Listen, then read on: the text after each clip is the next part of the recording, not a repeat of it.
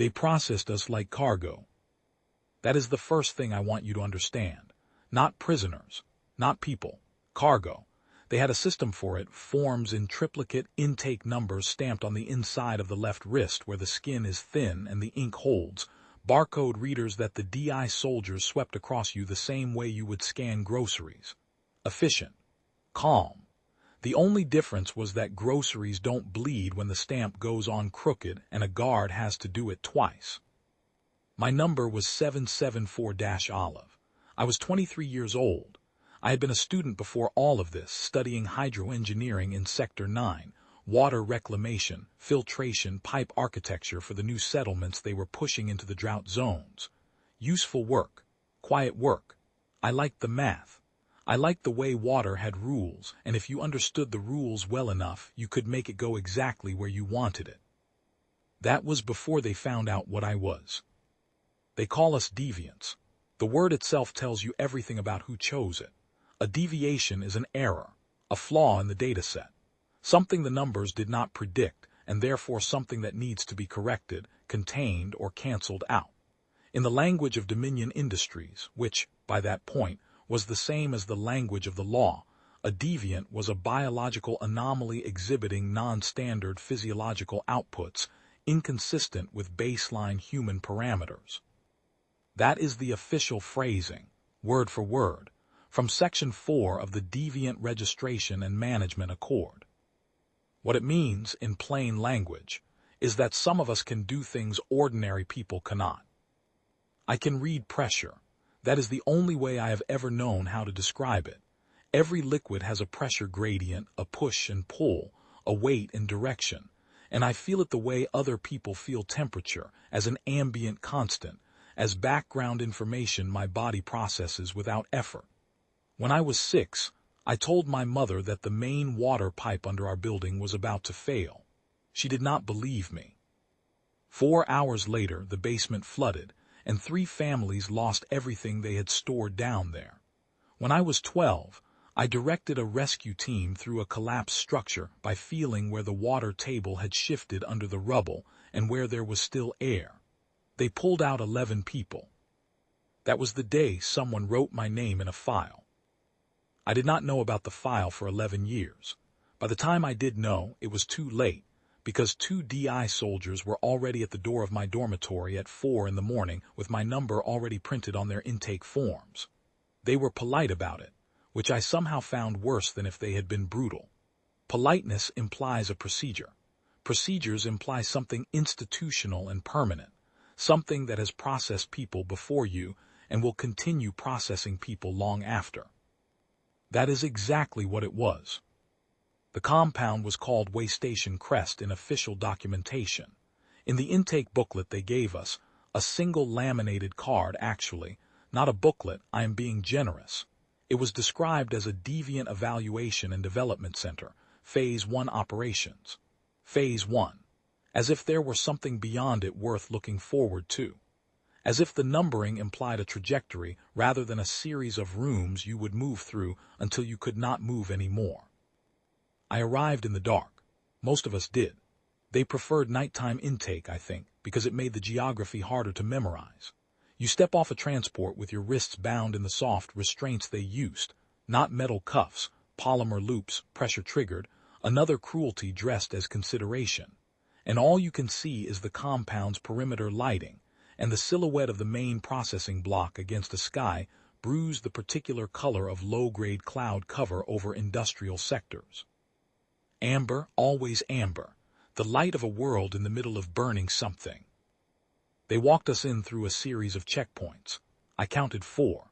At each one, a scanner, a data terminal, a guard who looked at you and then at the screen and then through you.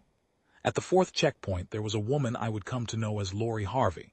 She did not introduce herself that night. She was simply present, standing slightly apart from the processing staff, holding a tablet computer and watching the intake queue with the expression of someone reviewing inventory before a large shipment. She was watching us the way you watch something that belongs to you. I did not sleep my first night in the compound. None of us did, I think, though we were housed separately after intake small rooms, better lit than I expected, which sounds like a comfort until you realize that lights you cannot control are another form of confinement. I lay on the cot and felt the pipes in the walls. Old infrastructure, poorly maintained, running at inconsistent pressure. Someone in this building had been cutting maintenance corners for years. The water tasted like rust and polymer seal compound, and there was a slow leak somewhere 2 floors below me that had probably been bleeding into the concrete for months. I focused on the leak for most of that night, not because it mattered, because it was something to know, something that was just mine, a small piece of understanding the compound did not know I had. In the morning they fed us, and then they began the tests. I want to be precise about this because imprecision is its own kind of dishonesty. The tests at Way Station Crest were not torture in the way that word is usually meant.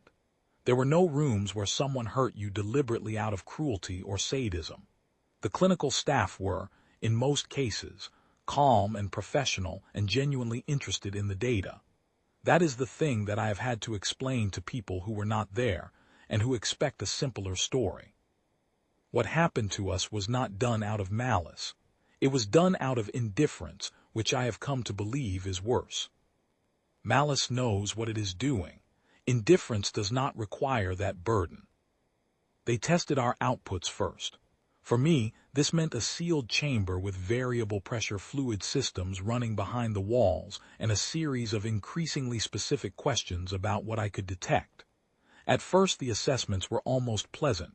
Describe the flow rate, identify the pressure differential, locate the valve. I was good at it.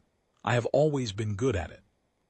The technician running my session was a man named Sorrel, mid-40s, methodical, who took notes in a precise hand and said things like interesting. And could you do that again? In a tone of genuine scientific curiosity that, under other circumstances, I might have found flattering. Then they pushed further.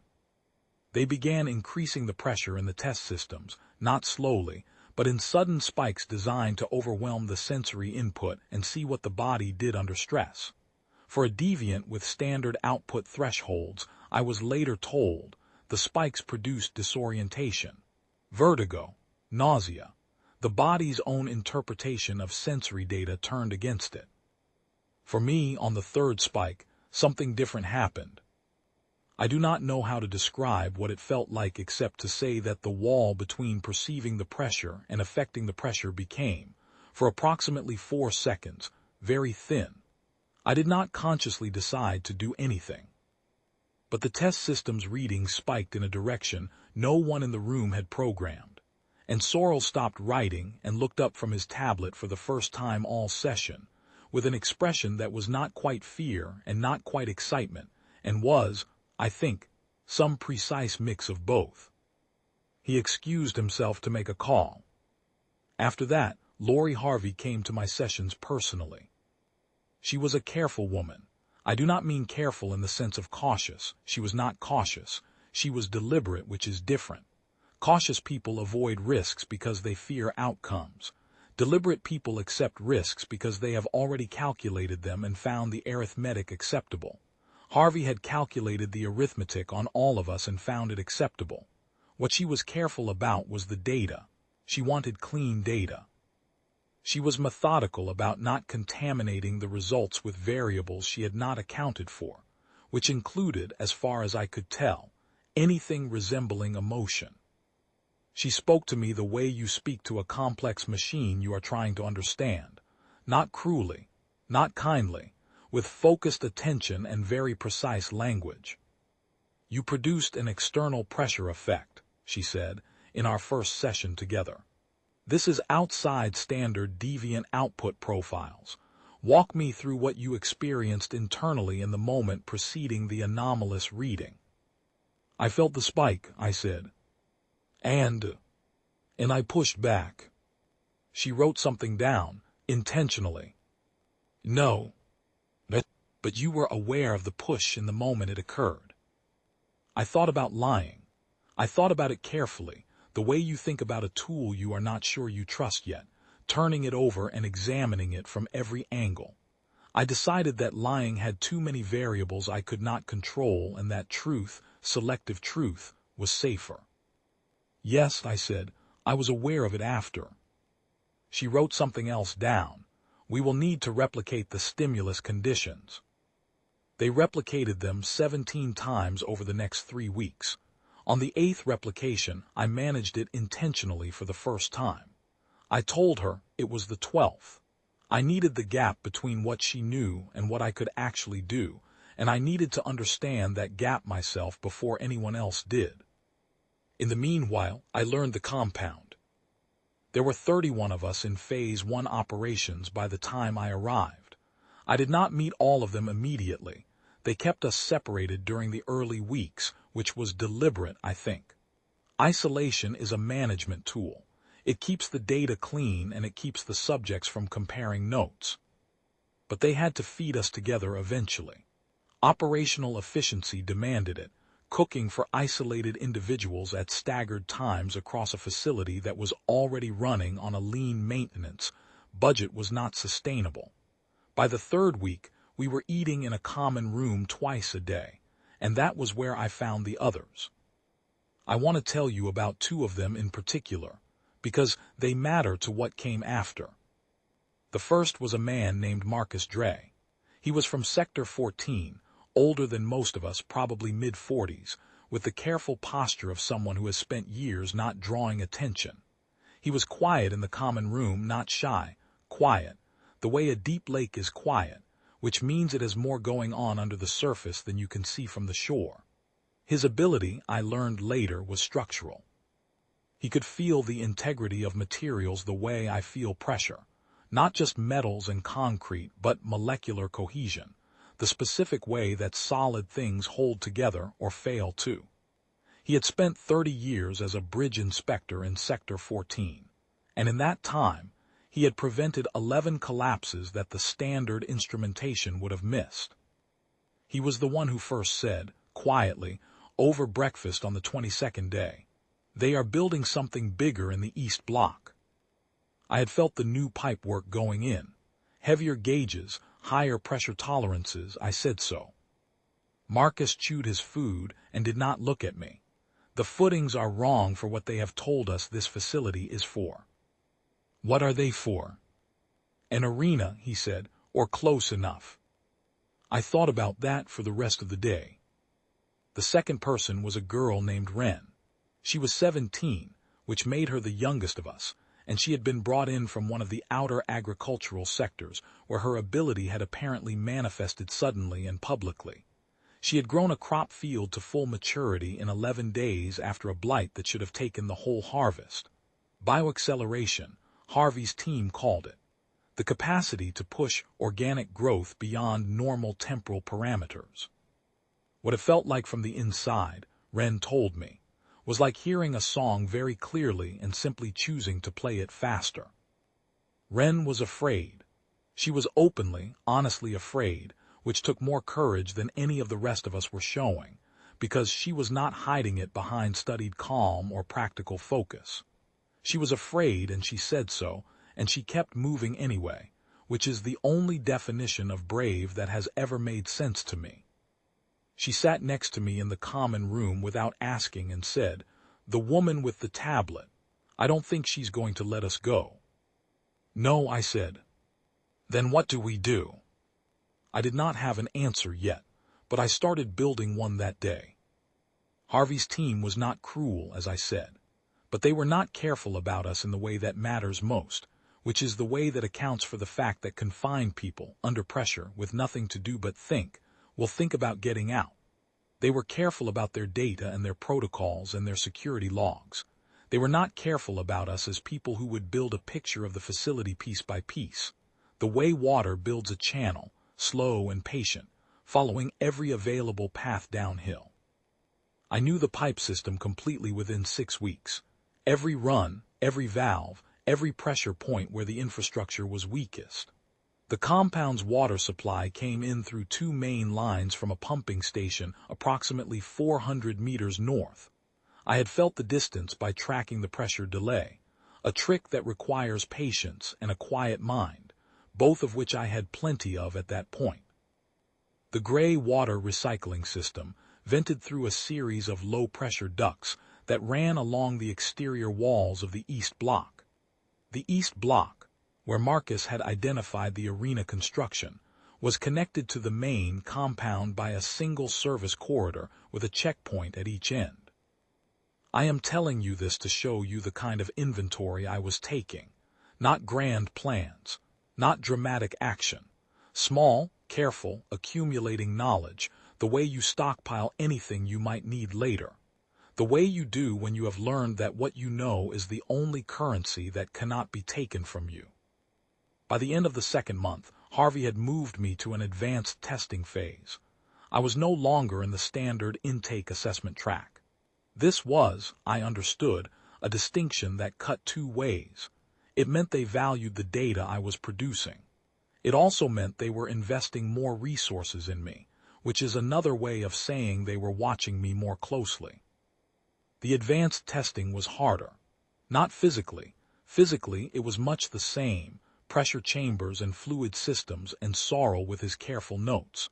Harder in the sense that they were now trying to understand the upper boundary of what I could do, which required pushing me past points where I knew exactly what I could do and into territory where I did not. The first time I sent a burst of pressure back through a test system hard enough to rupture a secondary feed line, Sorrel stepped back from his terminal. Not because he was hurt. The rupture was contained, by design, but because the numbers on his screen were outside the range his instrument scale was built to measure. He looked at me for a long moment. "Did you mean to do that?" he asked. "No," I said, which was partly true. He called Harvey. The meeting that followed was different from the others. Harvey brought 2 additional staff I had not seen before, not scientists. Their posture was wrong for that, too upright, too watchful. Security consultants, I thought, or people with a related job title that meant the same thing. "Your outputs are scaling," Harvey said. "Apparently. The acceleration is faster than our models predicted." I waited. "We want to move you to Phase 2, she said. I asked what Phase 2 was. She told me it was a more intensive development environment. She said the word development with the careful neutrality of someone who has field-tested the word, and found that it produces less resistance than the alternatives. I said I needed a day to consider it. She told me I had until morning. That night I went to Marcus in the common room after dinner. We had learned by then to time our conversations to the rotation of the monitoring cameras, a rotation that had a 17-second gap on the east side of the room every 4 minutes, because the compound security infrastructure had the same deferred maintenance problems as its plumbing. 17 seconds is not long. We had gotten efficient. "Phase 2, I said. He already knew. Word moves through confined populations the way water moves through rocks slowly, but it gets everywhere eventually. 3 of the others were moved last week," he said. "Kelvin, Sasha, the big one from Sector 6 whose name I never caught. Have you heard anything from them?" "No." This was, we both understood, an answer. Wren appeared at my elbow. She had a habit of doing that, approaching quietly, not because she was trying to be subtle, but because she was simply light on her feet, the byproduct of growing up on agricultural land, where you learn to walk without disturbing things. "I've been thinking," she said. "Good," I said. "The East Block, the things Marcus said about the footings, they're not done building it yet." "No," Marcus said. "Another 3 weeks, maybe 4, based on the pace of the structural work." "So whatever Phase 2 is," Wren said, "it's not ready for us yet." I thought about that. 3 weeks, 4 weeks. Harvey's development schedule was built around a facility that was not yet operational. She needed us developing, accelerating, producing data, but she needed us in place when the new facility came online. Which meant that whatever was going to happen to us in Phase 2, it had a start date. And start dates have edges. I told them what I had been building in my head for the past 6 weeks. The pipe system, the pressure points, The gray water vents along the exterior wall of the east block, which had a clearance gauge. I had confirmed this by tracking the differential between interior and exterior atmospheric readings through the wall infrastructure of approximately 60 centimeters, enough for a person to move through if they were not large, and if they did not panic. Marcus was quiet for a long moment. That's the external wall, he said. There's still the perimeter. I know. The perimeter sensors are vibration triggered, he said. I can feel them in the ground. 40-centimeter buried cable, older install, probably 8 or 9 years. The sensitivity threshold is set for large body movement, I finished. I know, I have been thinking about that. He looked at me. You have been planning this for a while. Since the 3rd week, I said. I didn't say anything because I didn't have enough pieces yet. Ren was watching us both with the particular focused attention of someone who is afraid and has decided that focusing is better than feeling afraid. Do you have enough pieces now? Almost, I said. I need 3 more things. The first thing was information about the monitoring rotation on the service corridor between the main compound and the east block. I got this from Sorrel, obliquely, over 3 sessions, by asking apparently naive questions about the facility's operational schedule in the context of my testing. Sorrel was a scientist. Scientists like answering questions about how things work. You need patience and the right framing, and you can learn an enormous amount from someone who thinks they are simply explaining their research environment. The monitoring rotation ran on a 40-minute cycle, with a supervisor's sign-off required at the top of each hour. The corridor was unstaffed between the second check of one cycle and the first check of the next, a window of approximately 11 minutes, slightly longer on the night rotation, when the supervisor's sign-off had an average delay of 4 additional minutes based on the timing patterns I had been tracking against the compound's ambient sound profile. 15 minutes, maybe 17 on a slow night. The second thing was Ren's help, specifically. What I needed from her was not her ability in the obvious sense. I needed her to trust me enough to do something that would feel completely wrong in the moment, and I needed to explain why without being able to explain all of it, because explanation requires time and we were running short. She said yes before I finished asking. That is the kind of person she was. The third thing was harder. I needed to know what was beyond the perimeter. Harvey gave me this, accidentally, in the session 3 days before I had decided we would move. She was reviewing output data from the previous week's tests, and she made a comment, not to me, to the other scientist in the room, about transport scheduling from the pumping station access road, and whether the compound's north intake needed to be cleared before the next equipment delivery. North intake, pumping station access road.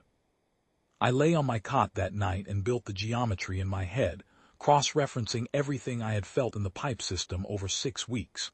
The pumping station was north, approximately 400 meters. The access road that serviced it would have to run from somewhere. Roads do not appear in isolation. They connect to other roads, which connect to the sector grid, which connects to everything else. If we could reach the pumping station, we could follow the access road. And if we could follow the road, we could reach the sector grid. I spent the last 3 days before our move doing something that must have looked, to Harvey's monitoring team, like the behavior of someone who had accepted their situation. I was compliant in testing. I was producing exactly the output data they wanted, not all of it, never all of it, but enough to satisfy the charts. I slept well, or appeared to. I ate everything on my tray. I was very busy. The night we moved was the 14th of the 3rd month. I chose it because it was a maintenance rotation night.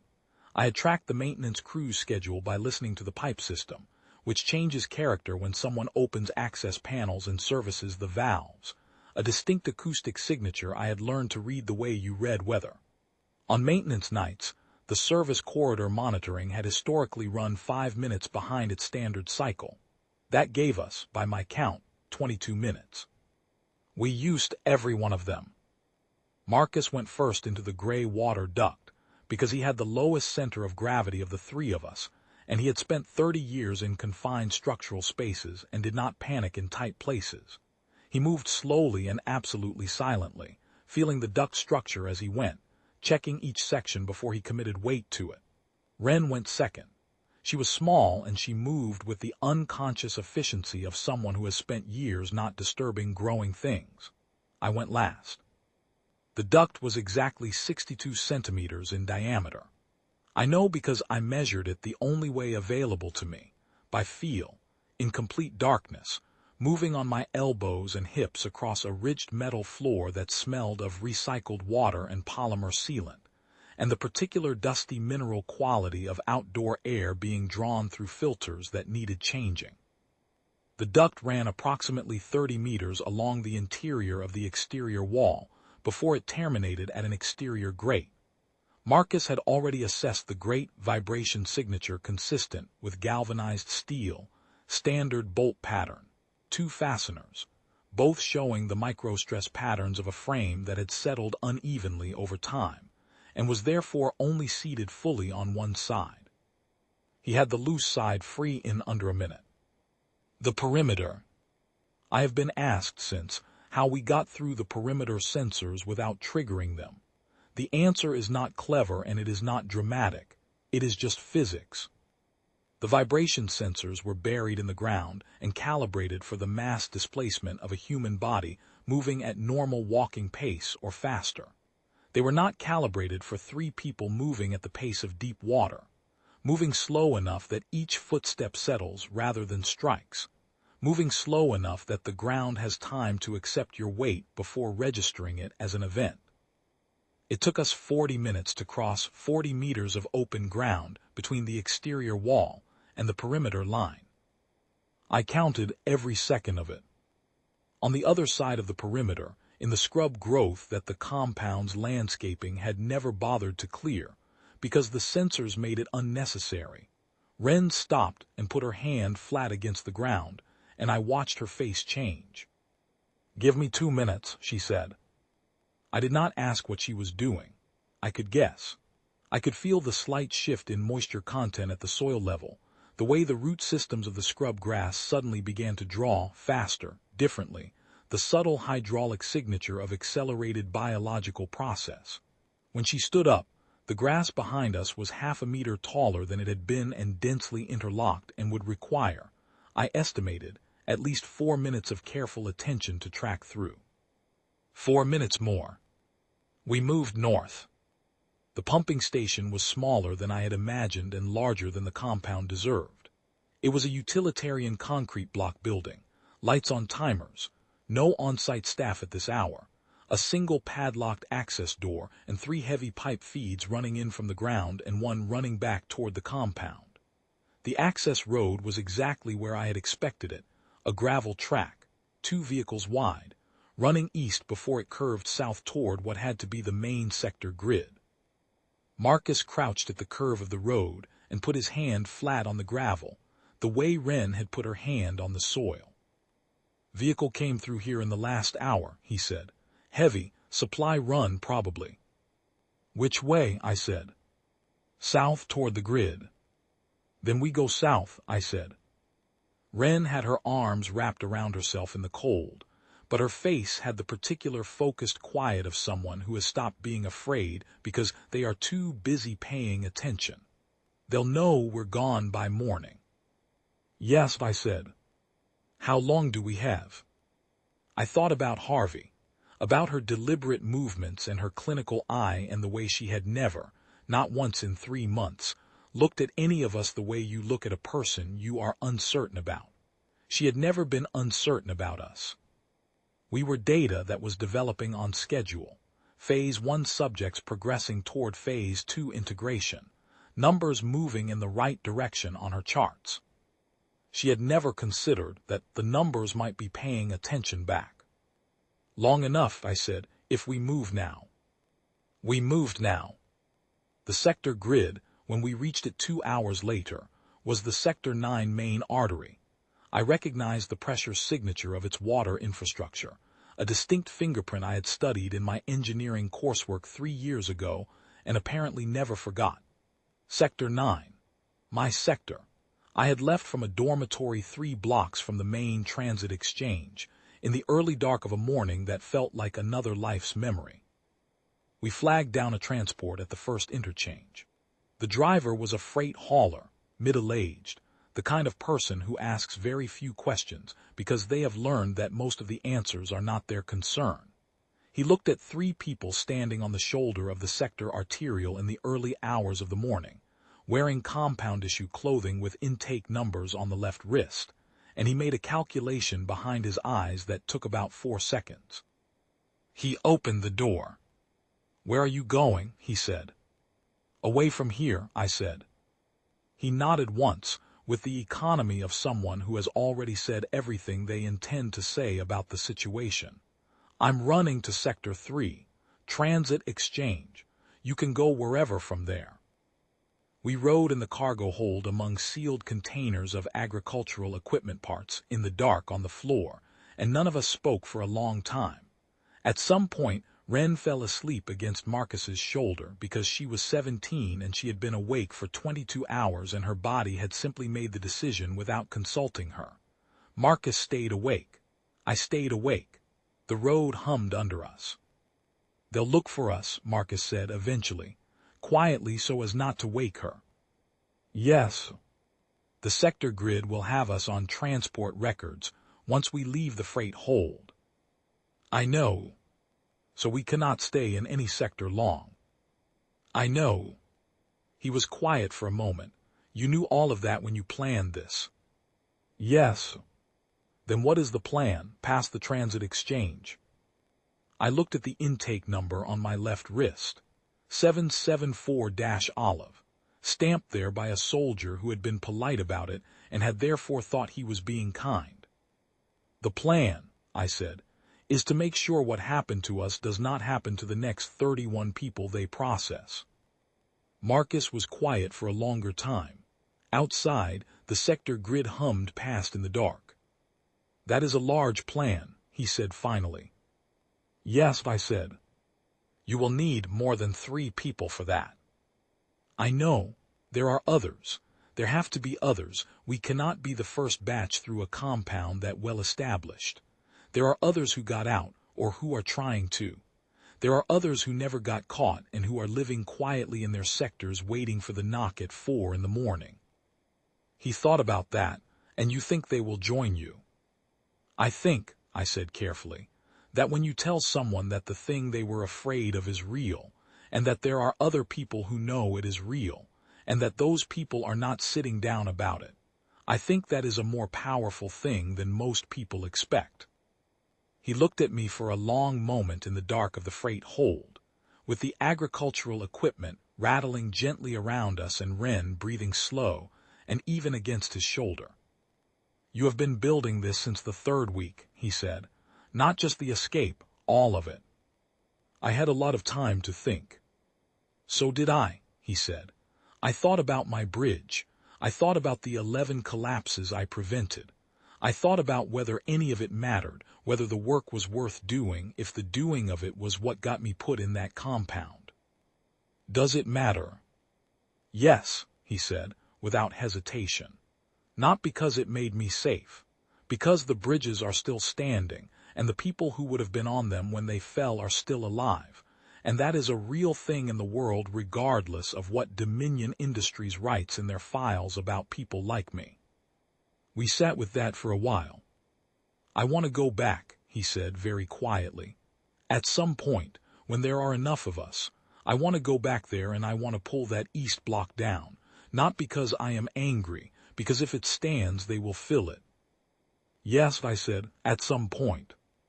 The transit exchange at Sector 3 was the largest I had seen since leaving the agricultural corridors, a sprawling interchange of freight and passenger lines, busy even at this hour because transit exchanges are not things that sleep. They simply shift between the kind of busy, where people are going places, and the kind of busy, where goods are going places, and the difference is mostly cosmetic. We stepped out of the freight hold into a wash of noise and light, and the particular smell of mass transit, fuel compounds, and food stalls, and the ozone tang of the elevated rail charging stations. After 3 months of compound air and recycled water, and the smell of polymer sealant and clinical cleaning solution, it hit me like a physical thing. I stood on the platform for a moment and simply breathed it. Wren, who had woken up somewhere in the last hour and was standing behind me with her hair tangled from the freight hold floor and her intake number stark on her wrist, said, "What do we do first?" I pulled my sleeve down over the number. "First," I said, "we find the others, the ones who got out before us, the ones who are hiding, the ones who are not hiding yet but should be." "How?" "The same way we did everything else in that compound," I said. "We pay attention, we build a picture, we are patient." She looked at me steadily, tired, very young, not afraid or not only afraid. "And then?" "And then," I said, "we stop being the ones who are processed." Marcus had already turned away from us and was looking at the departure board with the quiet, assessing attention of a man who has spent a lifetime reading structures for the places where they will fail. "Sector 8 has 3 major deviant incidents on the public record this year," he said. 2 were listed as containment successes.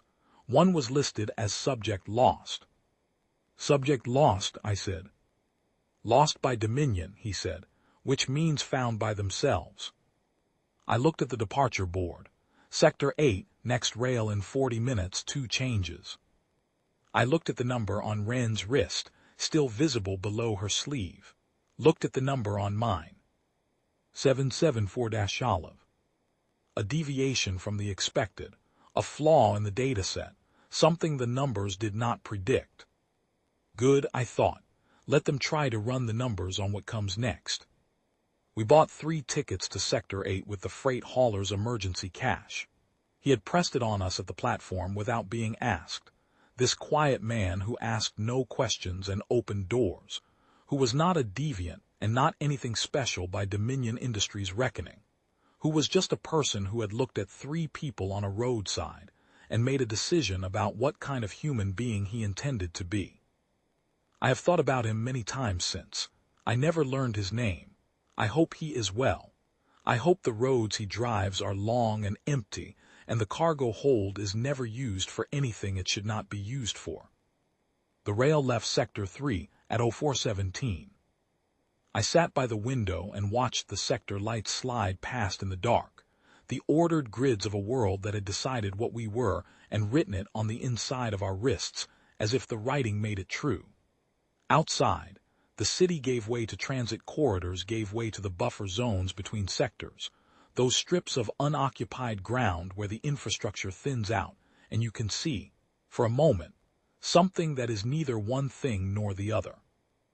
I pressed my hand flat against the window glass the way I had pressed it against walls for 3 months, feeling for what was underneath.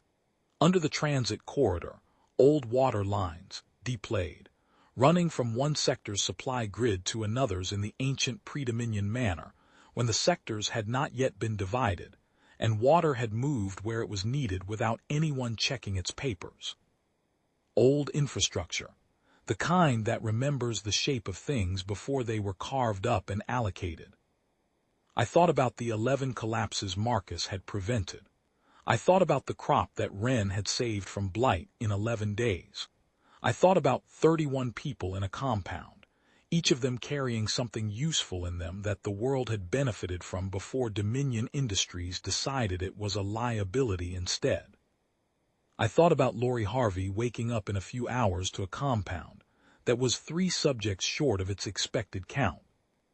Looking at her data and her schedules and her Phase 2 projections and realizing, for the first time, that her numbers had an error she had not accounted for. I thought about how satisfying that was. Not enough, I told myself. Not nearly enough. Satisfying is not the same as finished, and we were nowhere near finished. But it was a start. The rail moved south through the dark, carrying us where they had decided we could not go, and outside the window the sector lights burned amber against the sky, and under everything, if you knew how to feel it, the water moved the way water has always moved, finding the path, following the grade, patient as anything, going exactly where it needed to go. They branded us as errors in their data. They did not consider what the data would do when it started collecting data of its own. That was the first mistake Dominion Industries ever made about people like us. It was not the last. I will tell you what the second mistake was, because it matters. The second mistake was assuming that the people who had gotten out before us, the ones listed in public records as containment successes or subjects lost, were hiding because they were afraid. Some of them were. Fear is not a character flaw. Fear is information, and information is the only thing we had plenty of at that point. But hiding out of fear and hiding because you are building something are two different kinds of quiet. And Dominion Industries, for all its data and its tablets and its phase projections, did not know how to tell them apart. We found 12 of them in the first month after Sector 3. Not all at once, not through some dramatic network that had been waiting for us. One by one, the way you find anything when you have learned to read the signs, a pattern in the transit records, a name that appeared twice in unrelated incident reports, a community garden in Sector 8 where the yield was consistently, impossibly good and no one who worked there ever explained why. We were careful. We were always careful. That was the lesson the compound had given us that Lori Harvey had not intended to give. Care. Pay attention. Build the picture before you move. Move slowly enough that the sensors register your weight as something natural. The 12 we found had different abilities and different histories and different amounts of trust left in them, which varied enormously depending on what they had been through. Some of them took weeks to talk to. One of them, a man from Sector 2 who could feel electrical fields the way I feel pressure, took almost a month before he would sit in the same room as Marcus without watching the door. We did not rush him. We did not tell him he owed us anything. We told him what we knew and we asked what he knew and we waited. By the second month we were 15. By the third month we were 23, and we had a clearer picture of Dominion Industries' operation than anything I had assembled from the compound's pipe system, because this picture had been built from 23 different vantage points, 23 sets of careful attention, and the collective memory of people who had been paying very close attention to their captors for reasons of personal survival. Harvey's operation at Waystation Crest was not the only compound. We knew of 3 others by name, 2 more by approximate location inferred from transit patterns and supply chain data that one of our number, a woman named Delia, formerly a logistics coordinator for a Sector 5 trading company before her ability manifested, the ability to track the movement of goods and resources through a supply network the way other people track weather, with an intuitive feel for how things moved and where they were going, had been quietly assembling from public freight records for 4 months before we found her. 5 compounds, more than 150 people processed in the current intake cycle, Phase 2 construction ongoing at 3 of the 5 sites. Marcus had been right about what Phase 2 meant. The arena footings he had identified at Waystation Crest matched the structural profile of a contained combat facility, which was consistent with everything we had learned about where Dominion Industries was planning to take its development program. They were not building scientists. They were building fighters. They were going to put deviants in an arena, and they were going to call it entertainment, and they were going to broadcast it. Because the history of powerful institutions looking for ways to manage things they are afraid of is a history of spectacle. Make the feared thing into something you can watch from a safe distance, something you can cheer for or jeer at, something that confirms the story you have been telling yourself about why you are right to be afraid. We had 6 weeks, by Delia's estimate, before the first Phase 2 facility came online. 6 weeks is not a long time, but we had learned, all of us, what you can build in 6 weeks when you are doing nothing but paying attention and building carefully. We did not storm the gates. I want to be clear about that, because the stories that get told afterward tend toward the dramatic, and the dramatic version would have us moving in a wave, our abilities burning bright and terrible, the walls coming down. That is not what happened, because that is not how things actually work, and we had spent enough time in places where things actually work understanding the difference between a story and a plan. What we did was quieter and more permanent. Delia had spent 4 months reading the freight records. She knew where the equipment for the Phase 2 arenas came from. She knew which sector suppliers were producing the containment systems, the monitoring hardware, the materials for the broadcast infrastructure. She knew which logistics firms were contracted to move it. She knew which of those logistics firms had a route that passed within 2 kilometers of each of the 3 active construction sites. We didn't destroy anything. Destruction is loud, and loud things draw attention, and attention has costs. What we did was alter the freight manifests, misdirect the shipments, delay the supply chain at 17 separate points simultaneously, each delay individually explainable, each one attributed to weather or routing errors or documentation issues that would take time to trace and more time to correct. The woman who could feel electrical fields, his name was Carr. He told us eventually, after the month it took him to sit in the same room as Marcus, introduced a cascade failure into the monitoring network at 2 of the facilities by touching a junction box that serviced their security infrastructure, and simply listening for the path of least resistance until he found one. Marcus and I went back to Waystation Crest together, not to storm it, to understand it better from the outside than we ever had from the inside. He put his hands on the ground outside the perimeter, and I felt the pipe system the way I had felt it for 3 months from the inside. And together, we built a map of the facility's critical infrastructure that was more accurate than anything Dominion's own maintenance records contained, because their maintenance records had been compiled by people who were not paying full attention. We always paid full attention. The day the Phase 2 timeline slipped past its launch date, 6 days passed, then 14, then a month was not a dramatic day. Nothing dramatic happened.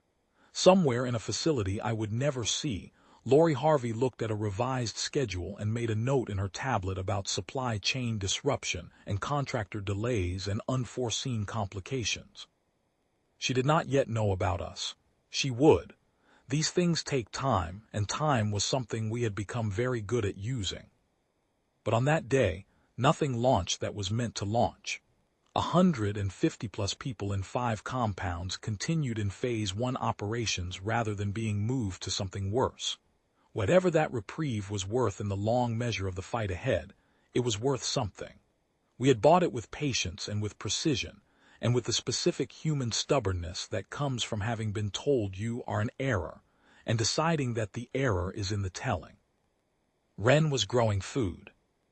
That is what she had started doing, quietly, in the margins of everything else we were doing. The community gardens in Sector 8 had been just the beginning. She had contacts now in 4 sectors, through the gardeners and the small-scale farmers and the people who fed cities without anyone in authority paying attention to how. She had been accelerating growth cycles, carefully, slowly, nothing dramatic, nothing that would draw a second look from anyone's statistical models, and the result, over 3 months, was that 4 sectors were running food surpluses they could not quite explain and were not inclined to examine too closely, because surpluses are not the kind of problems that make people ask hard questions. People who are not hungry are harder to frighten. This is not an opinion, it is a historical observation, and Wren had apparently been making it, at 17, in the margins of her own fear, because she had decided that the best thing she could do with what she was to make the thing she was afraid of slightly less likely. I thought about that a great deal. I thought about what it means to have a capacity, a specific, particular, unusual capacity, and to point it at the largest problem in front of you. Not the obvious problem, not the dramatic problem. The problem that sits behind the obvious one, the foundational pressure that the obvious problem depends on. If you cannot be what they call you, which is a weapon. If that refusal is the one unambiguous thing available to you, then what you can be is something else, something that works on a different set of variables and produces an outcome they did not model. Dominion Industries modeled for threat response, for containment escape, for the possibility that captured deviants would use their abilities to break things. They had security protocols for all of it. They had not modeled for Ren making people less hungry. They had not modeled for Delia rerouting freight manifests. They had not modeled for Carr listening to the path of least resistance in an electrical system. They had not modeled for Marcus reading the microstress patterns of a perimeter installation from the outside, and identifying exactly which component would fail first and under what load. They had not modeled for 23 people, and then 30, and then more, sitting in quiet rooms in sectors scattered across the grid, not frightened into submission but patient enough to build something that moved the way water moves. Finding the path, following the grade, going exactly where it needed to go. I still have the intake number on my wrist. I have not removed it. People have asked me why, and I have given different answers at different times, but the truest one is simple. It is a record of the assumption that I was a deviation from expected parameters, and I keep it there because I find it useful to remember what they expected, and how far from what they expected we have managed to go. 774-Olive. An error in their dataset. Fair enough. Let them keep running the numbers. We will keep being what the numbers cannot predict. There are things I did not tell you yet, because they did not fit cleanly into the sequence of events, and I was trying to give you the sequence. But a sequence is not a full account. I did not tell you about Sorrel. 3 months after we left the compound, Delia's freight network picked up something unusual in the supply manifests for Waystation Crest, a reduction in consumables consistent with a significant decrease in the population of the facility. We could not confirm what it meant, but the arithmetic was suggestive. 6 weeks after that, a man approached one of our contact points in Sector 8. He was mid-40s, methodical, with careful handwriting, and an expression that was not quite fear and not quite desperation but some specific ratio of both. He did not give his name. He said he had been a researcher at a facility. He said he had been tracking some unusual patterns in his data for the past several months, and had come to believe that the subjects he had been working with were more complex than the program's design assumptions had accounted for.